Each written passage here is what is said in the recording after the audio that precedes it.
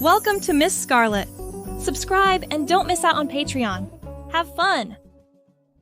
The relentless sun glared down, transforming the construction site into an unbearable inferno. Beneath the protective hat's shade, drops of perspiration trickled down Amiri's weathered face. His hands, rough as sandpaper from countless days of labor, came up to wipe his forehead, leaving behind a temporary imprint of his intricate fingerprints. While Amiri was no stranger to this back-breaking work, something felt amiss lately, tugging at his gut. It wasn't the demanding tasks or the endless hours spent under the scorching sun, those he could endure with resilience, but it was as if a hidden dissonance had taken root, intensifying with each new day. Hearing the foreman's signal for quitting time, Amiri experienced a surge of conflicting emotions. Not because of his wife, Elaine. She was the most supportive partner he could ask for.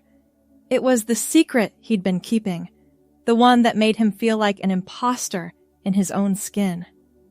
The drive home was a blur of traffic and introspection.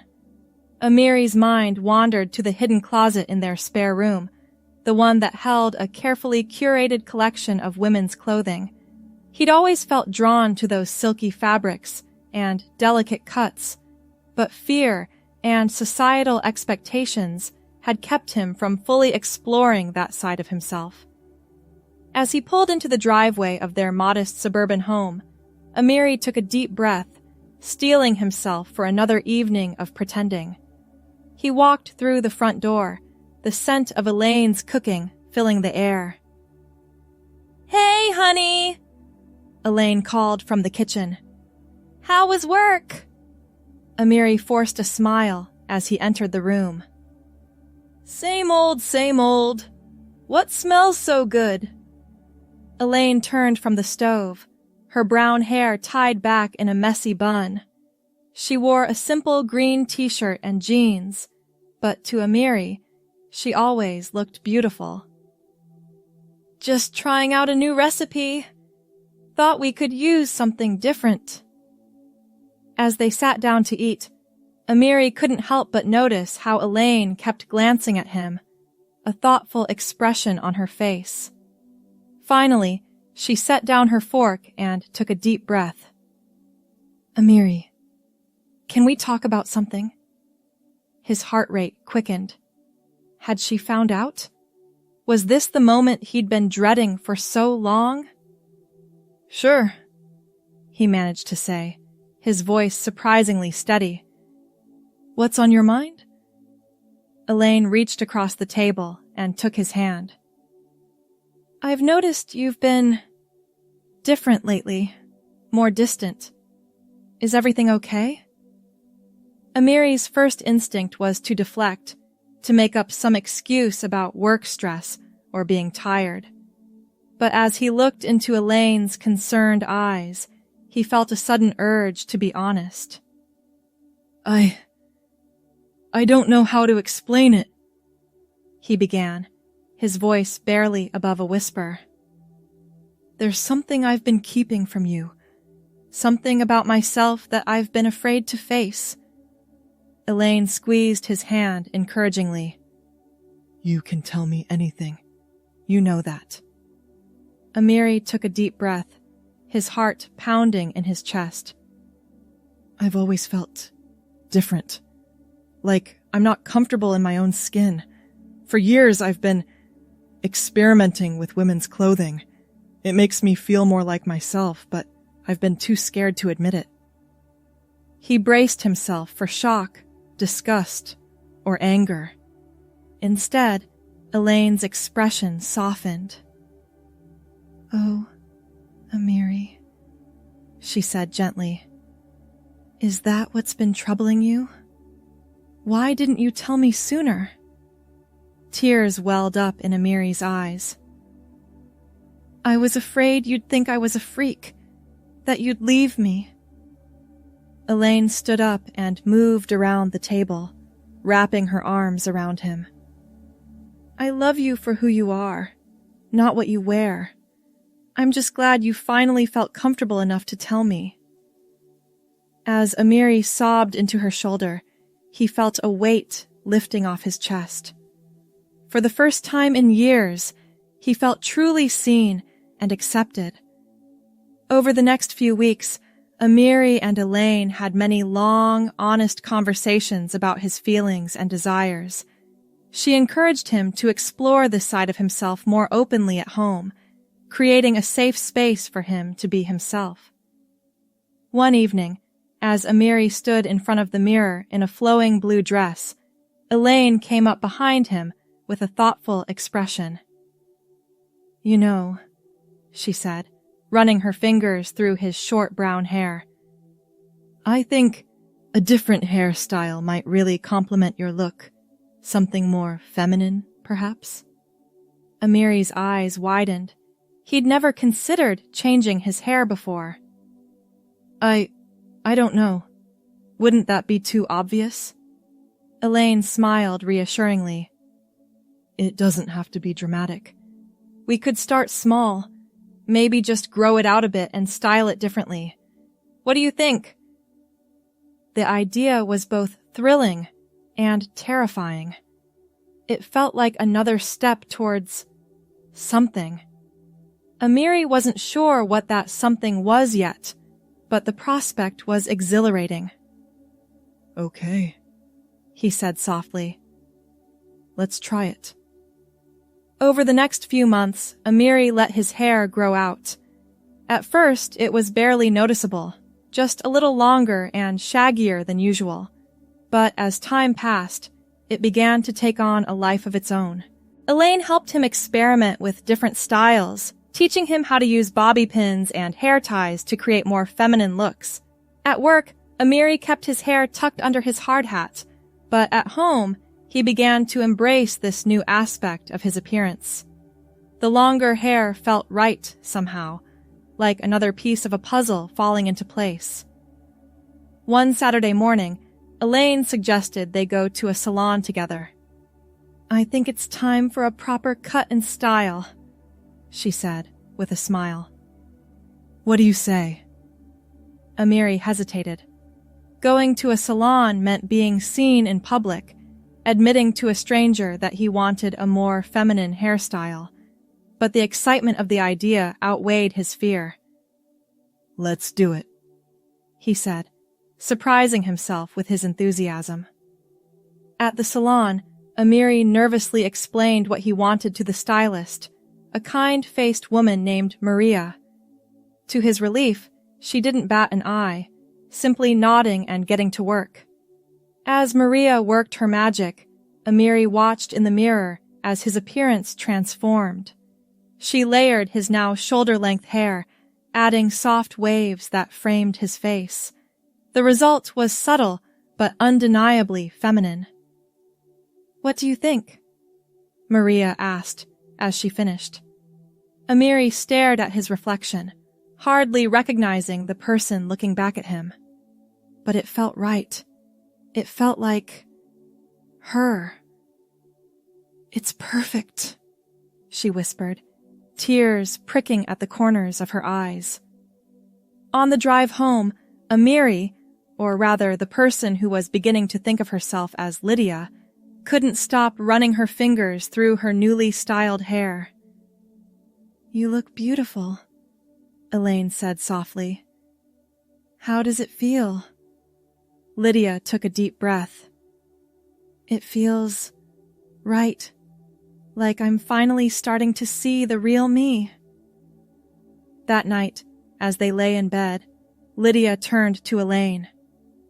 I think I might be transgender," she said, the words feeling both terrifying and liberating. Elaine pulled her close. "I'm here for you, no matter what. We'll figure this out together." The next few months were a whirlwind of self-discovery and changes. Lydia began seeing a therapist who specialized in gender identity issues, helping her navigate her feelings and the process of transitioning. She started hormone replacement therapy, watching as her body slowly began to align with how she felt inside. At work, The changes were harder to hide. As her features softened and her body changed, Lydia knew she couldn't keep pretending to be Amiri. With Elaine's support, she decided to come out to her coworkers and boss. The day she walked onto the construction site in women's work clothes, her long brown hair tied back in a ponytail, Lydia felt like she might throw up from nervousness. But to her surprise and relief, most of her coworkers were supportive. There were a few snide comments and uncomfortable looks, but the foreman made it clear that discrimination wouldn't be tolerated. "You're still one of our best workers," he told Lydia gruffly. "Don't care what you wear or what you call yourself, as long as you keep doing your job." As the months passed, Lydia grew more confident in her identity. She and Elaine worked together to build a new wardrobe, finding clothes that made Lydia feel comfortable and beautiful. They had long talks about the future, about what Lydia's transition meant for their relationship. "I love you," Elaine said one night as they cuddled on the couch. "Man or woman, you're still the person I fell in love with." Lydia's heart swelled with gratitude. "I couldn't have done any of this without you," she said, kissing Elaine softly. A year after that first visit to the salon, Lydia stood in front of the mirror, hardly recognizing the woman who looked back at her. Her long brown hair cascaded over her shoulders, framing a face that had softened with hormone therapy. She wore a beautiful red dress that hugged her curves in all the right places. Elaine came up behind her, wrapping her arms around Lydia's waist. "Ready for our anniversary dinner?" Lydia turned in her wife's arms, a brilliant smile lighting up her face. "More than ready. I love you so much, Elaine. Thank you for loving all of me." As they walked out of the house, hand in hand, Lydia felt a sense of peace she'd never known before. The journey hadn't been easy, and she knew there would be more challenges ahead. But for the first time in her life, she felt truly comfortable in her own skin. The restaurant was bustling with activity as Lydia and Elaine were led to their table. Lydia couldn't help but notice a few curious glances from other diners, but she held her head high, squeezing Elaine's hand for reassurance. As they perused the menu, Lydia found herself reflecting on the past year. The physical changes had been significant, but it was the internal transformation that amazed her most. She felt more confident, more authentic, more herself. "What are you thinking about?" Elaine asked, noticing Lydia's contemplative expression. Lydia smiled, reaching across the table to take her wife's hand. "Just how far we've come. A year ago, I was terrified of even admitting who I really was. And now look at us." Elaine's eyes shimmered with emotion. "I'm so proud of you, Lydia. You've shown such courage and strength." Their conversation was interrupted by the arrival of their waiter, a young man with a friendly smile. "Good evening, ladies. Can I start you off with some drinks?" Lydia felt a thrill at being addressed as a woman without hesitation. It was moments like these that reinforced her decision to live authentically. As they enjoyed their meal, Lydia and Elaine reminisced about the early days of their relationship, laughing at old memories and marveling at how their love had only grown stronger through Lydia's transition. "Remember our first date?" Elaine asked, a mischievous glint in her eye. "You were so nervous. You spilled your drink all over yourself." Lydia groaned, but couldn't help laughing. "God, I was a mess. I'm amazed you agreed to a second date after that disaster."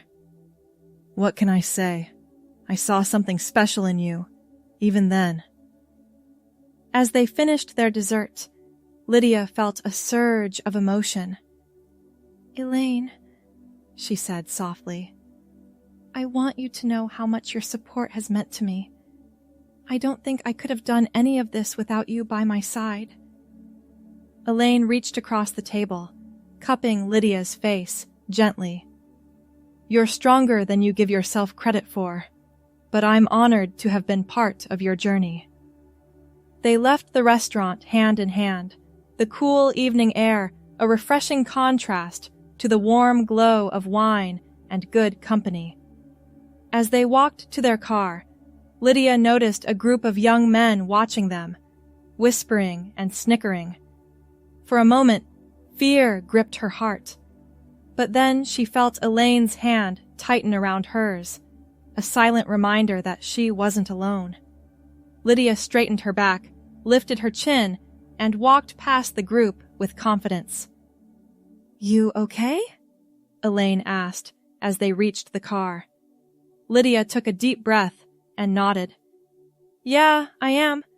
A year ago, that would have terrified me, but now I know who I am, and I'm not going to let anyone make me feel ashamed of that." Elaine beamed with pride. "That's my girl." The drive home was filled with comfortable silence, broken only by the soft sounds of the radio. As they pulled into their driveway, Lydia felt a sense of contentment wash over her. This house, once a place where she had hidden her true self, had become a sanctuary of acceptance and love. Inside, Lydia kicked off her heels with a sigh of relief. "As much as I love feeling feminine, I don't think I'll ever get used to these torture devices." She laughed. Elaine grinned, slipping off her own shoes. "Welcome to the world of women's fashion, darling. Beauty is pain, or so they say." As they got ready for bed, Lydia caught sight of herself in the bathroom mirror. She paused, taking in her reflection. The woman staring back at her was so different from the person she'd been a year ago, yet she felt more like herself than ever before. In bed, Lydia curled up next to Elaine, relishing the feeling of her wife's arms around her. "Thank you for such a wonderful evening," she murmured. Elaine kissed her forehead softly. "Happy anniversary, my love. Here's to many more." As Lydia drifted off to sleep, she felt a profound sense of gratitude. For Elaine, for the supportive people in her life, and for the strength she'd found within herself to live authentically. The next morning, Lydia woke early, the first rays of sunlight peeking through the curtains. She carefully extricated herself from Elaine's embrace, not wanting to wake her sleeping wife. In the kitchen, Lydia started the coffee maker and began preparing breakfast. As she moved around the kitchen, she marveled at how natural it felt to be in this role. For so long, she'd felt like she was playing a part, trying to fit into society's expectations of what a man should be. Now, every movement, every gesture felt authentic.